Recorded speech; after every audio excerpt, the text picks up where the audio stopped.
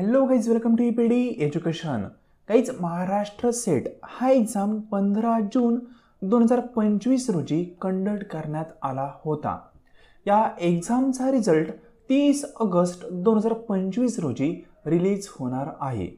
पण ज्या विद्यार्थ्यांनी फर्स्ट टाइम एक्झाम दिला होता त्या विद्यार्थ्यांना या रिझल्ट संदर्भात काही क्वेरी आहेत, काही डाऊट्स आहेत.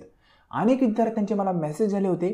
याच अनुषंगाने आज आपण MSCET एक्झाम 2025च्या रिझल्ट संदर्भात काही महत्त्वाचे मुद्दे या ठिकाणी पाहणार आहोत.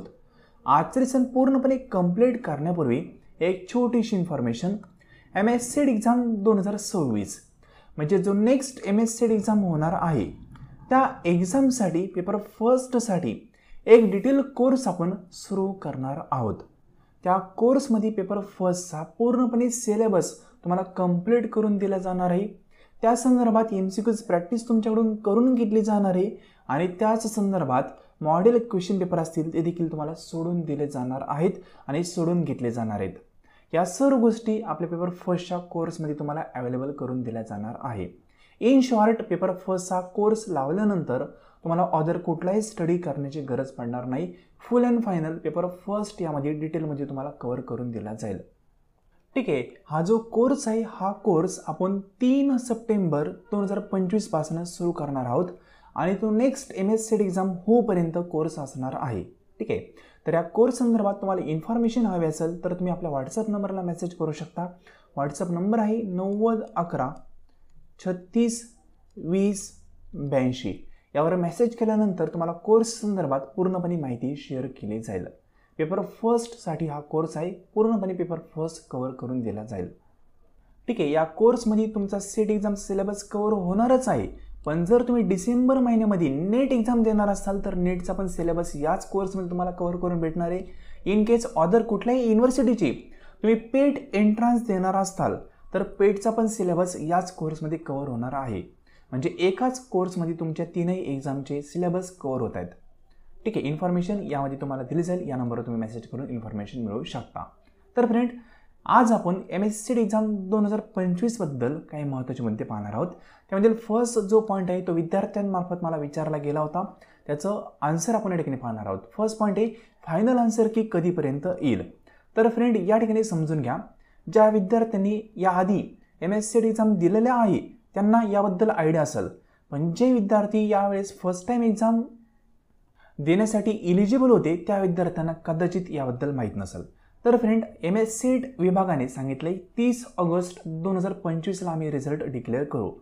तर 30 ऑगस्ट 2025ला सेम टाईमला म्हणजे जो पण टाईम असेल त्यावेळेस तुम्हाला एकाच वेळेस कट ऑफची PDF MSCET एक्झामच्या वेबसाईटवर पाहायला भेटेल. त्यासोबत लॉग इन विंडो तुम्हाला पाहायला भेटेल. त्या लॉग इन केल्यानंतर तुम्हाला तुमचा रिझल्ट त्या ठिकाणी दिसेल आणि जो थर्ड एक विंडो असेल तो असेल फायनल आन्सर कीचा. म्हणजे ॲट अ वन टाईम या तीनही गोष्टी तुम्हाला पाहायला भेटतील. कळलं? रिपीट करतो, MSCET एक्झामची फायनल आन्सर की, MSCET एक्झामचा कट ऑफ जो यावर्षी डिक्लेअर होईल तो आणि MSCET एक्झाम संदर्भात तुमचा जो रिझल्ट असेल तो म्हणजे क्वालिफाय किंवा नॉट क्वालिफाय जे असेल ते ॲट अ वन टाईम तुम्हाला सर्व गोष्टी त्यांच्या वेबसाईटवर पाहायला भेटतील 30 ऑगस्ट 2025ला संध्याकाळी 6 वाजेपर्यंत. दिवसभरामध्ये कधी निकाल लागू शकतो. नॉर्मली 6 ते 6:30 दरम्यान ते रिझल्ट डिक्लेअर करतात. ठीक आहे, आय होप हा जो पॉईंट आहे फर्स्ट तो क्लिअर झाला असेल. आता जो सेकंड पॉईंट आहे SBC या प्रवर्गाला आरक्षण द्यायचे की नाही या संदर्भात सेट विभागाने गव्हर्नमेंटला निर्णय जो आहे तो विचारला होता. मग आरक्षण एक्झामला ते लागू करणार आहेत की नाही हे आपण या ठिकाणी समजून घेऊया. तर फ्रेंड, जर आपण पाहिलं तर 2024ला जो MSCET एक्झाम झाला होता त्या MSCET एक्झाममध्ये SBC या प्रवर्गाला आरक्षण त्यांनी दिले होते 2%. हे आरक्षण रद्द केलंय. कुठल्या नियमानुसार? 2019च्या नियमानुसार. ठीक आहे, मग ते आरक्षण रद्द केलं. 2024ला त्यांनी आरक्षण दिलं होतं पण 2025ला शासन निर्णयानुसार हे आरक्षण रद्द केलं आणि या संदर्भात अनेक विद्यार्थ्यांनी याचिका दाखल केल्या पण त्या याचिकांना यश भेटलेलं नाहीये. यावर्षी हे आरक्षण MSCET एक्झामला लागू केलेलं नाहीये. जर आपण गुगलवर माहिती काढण्याचा प्रयत्न केला तर गुगलवर आपल्याला अशी इन्फॉर्मेशन भेटते की जो आपला सेट एक्झाम आहे 2025चा, या एक्झाममध्ये SBC या प्रवर्गाचे आरक्षण काढून टाकण्यात आले आहे. कारण सर्वोच्च न्यायालयाच्या आदेशानुसार विद्यापीठ अनुदान आयोग म्हणजेच काय UGC त्यांसंबंधित निर्देशन दिले आहेत.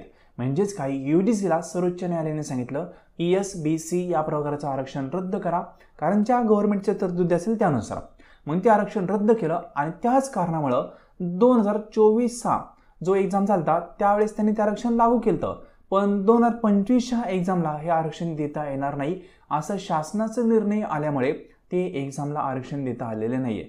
म्हणून ज्या विद्यार्थ्यांची कॅटेगरी SBC ही होती त्या विद्यार्थ्यांना ओपन कॅटेगरीमधून फॉर्म भरावा लागलेला आहे. सिंपल. मग या ठिकाणी यावर्षी हे आरक्षण लागू झालेलं नाहीये हे लक्षात घ्या. ठीक आहे. कारण अनेक विद्यार्थ्यांचा या संदर्भात डाऊट होता की आरक्षण लागू झालं की नाही. तर या ठिकाणी क्लिअर कट आपल्याला कळालं आहे आरक्षण लागू झालेले नाहीये. ठीक आहे. सर्वांनी ओपन कॅटेगरीमधून फॉर्म भरला होता ज्या विद्यार्थ्यांची कॅटेगरी SBC होती या कॅटेगरीच्या. मग त्यांचं मेरिट पण ओपन कॅटेगरीचं जसं असतं त्याप्रमाणे डिक्लेअर होईल. त्यामध्ये खूप मोठा फरक आहे, डेफिनेटली फरक आहे. जवळपास 5-6% पण काही ठिकाणी फरक पडतोय सब्जेक्ट वाईज पाहिला आपण तर. पण त्या ठिकाणी नो ऑप्शन जे आपल्याला आरक्षण संदर्भात जे पण निर्णय असेल ते ॲक्सेप्ट करणं भाग आहे. ठीक आहे. तर या ठिकाणी यावर्षी आरक्षण लागू झालेलं नाहीये. यामध्ये तोटा फक्त SBC या कॅटेगरीच्या विद्यार्थ्यांचा होईल, बाकी कुठल्याही कॅटेगरीच्या विद्यार्थ्यांना कुठलाही फरक पडणार नाहीये. ठीक आहे. म्हणजे काही विद्यार्थ्यांना असंही वाटतंय की हे कॅटेगरीचे विद्यार्थी ओपन कॅटेगरीमध्ये आले म्हणून ओपनचा कट ऑफ वाढेल का, तसं काही फरक पडत नाही. ओपन ही अनरिझर्व आहे. ठीक आहे. तिथं कुठलाही फरक पडणार नाही, त्यांच्या कट ऑफवर कुठलाही त्या ठिकाणी इम्पॅक्ट होत नाही. सिंपल. आय होप दोन्ही पॉईंट जे आहेत ते तुम्हाला कळाले असतील. यामध्ये युनिव्हर्सिटीचाही कुठला रोल नाही आहे हे लक्षात घ्या. अनेक विद्यार्थी म्हणतात की युनिव्हर्सिटीनं असं का केलं. युनिव्हर्सिटीचा कुठलाही रोल यामध्ये नाही आहे. यामध्ये असे आपल्याला कळते की अनेक गव्हर्नमेंटच्या एक्झाम ज्या असतील ना त्या एक्झामला किंवा सरकारी भरतीला देखील हे आरक्षण लागू होणार नाही इथून पुढं. ठीक आहे.